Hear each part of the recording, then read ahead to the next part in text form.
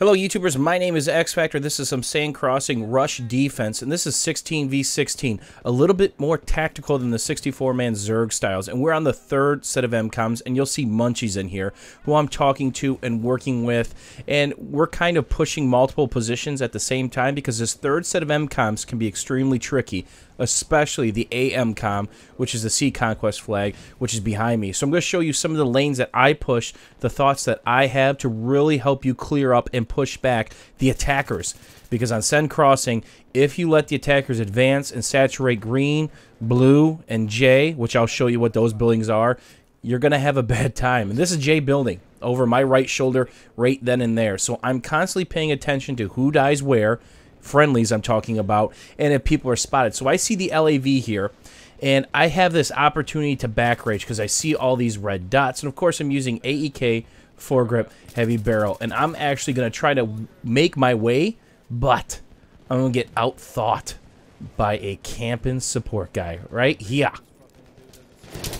Oh, he camped me. Oh my god.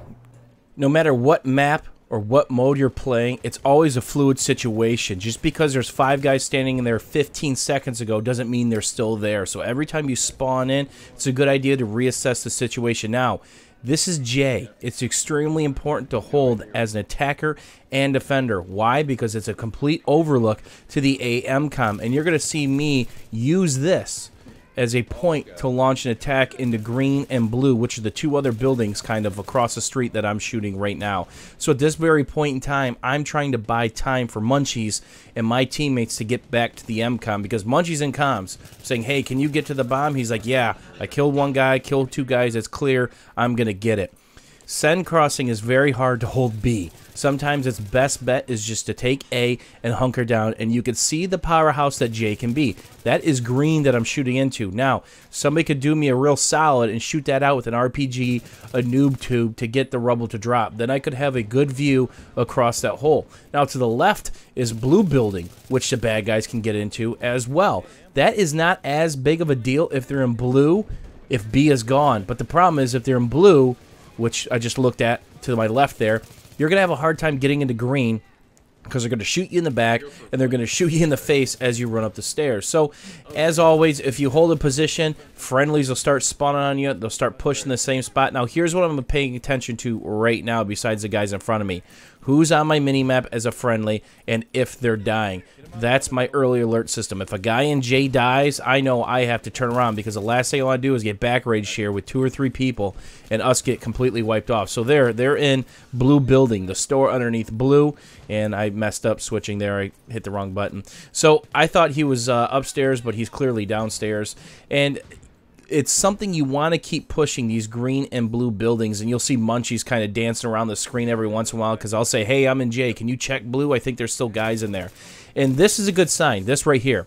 They're pushing across the road. That means more than likely they got squad wiped. Maybe it's 2 squads. That's a good sign. The less that they're spawning back in green and blue, and the more often you see them spawning from the bridge, that means you push them back a layer, and that's what it's about in Rush. Trying to push these guys back layer at a time, which allows you to reset back up, and it buys you, a defender, more time because they've got to gain back that ground that they just lost. So obviously I get a bottom right spawn. I push down Toe, which is a stairwell over my right shoulder, and I'm seeing tons of people dying by A.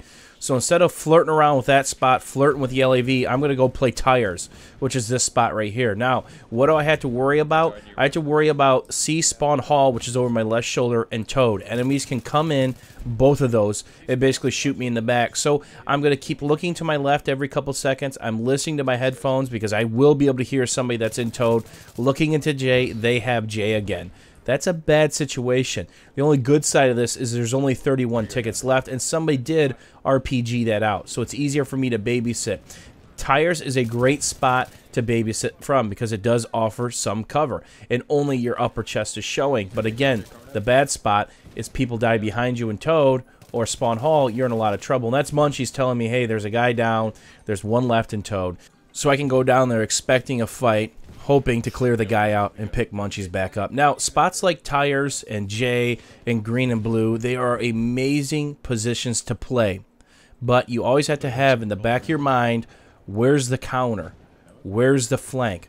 So you have to have that kind of predetermined in your head because, like that was spawn hall. I should have been dead there, but the good news is my teammates were paying attention. That's what bailed me out there. So every power position on this map pretty much has a counter.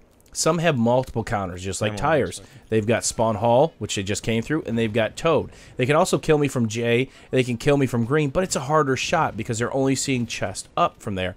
And if you're in J, they can jump into the window. I've showcased that before, so you don't even have to go up the stairs. And, of course, they can go through the stairs, be lurking on another level. There could be a spawn beacon. There could be a lot. So always have predetermined in your mind where are the bad spots that could knock me off or the small flanks.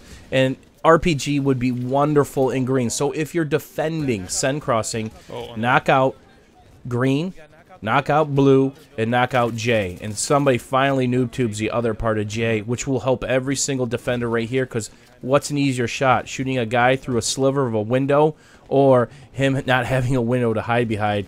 And right there, the tires goes down, and it's getting hot and heavy because we're being collapsed on. Anytime you get collapsed on, try to leak out and get a back rage on. Either go down the highway to the left, go down the stairs here, try to get back into J, try to kill as many as people as possible in one of these power spots to knock them off and push them back. Hopefully you guys enjoyed this short little round on the third set of mcoms, and hopefully it helps you out next time you play this.